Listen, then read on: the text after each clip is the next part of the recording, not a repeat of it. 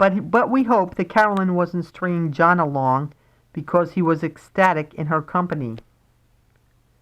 When she visited, he could not work. He would gaze upon her as if he couldn't completely believe what his eyes were taking in. He could not stop touching her, running his fingers through her hair, stroking her arms. Carolyn accepted his attentions but rarely reciprocated. At least in public, John was the more openly affectionate of the two. Often that summer, Carolyn would drop by, lounging on the couch in Matt Berman's office. She didn't know much about journalism, but having worked in fashion, she was fluent in the vernacular of style and design.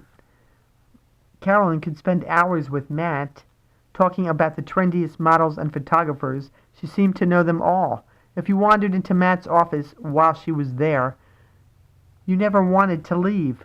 She was a more vivid creature than any of the models in George's advertisements. If the men in the office found excuses to spend time around Carolyn, the women were entranced by John, sometimes going so far as to debate his physical attributes. Of course, it wasn't just the women in the office who fawned over John.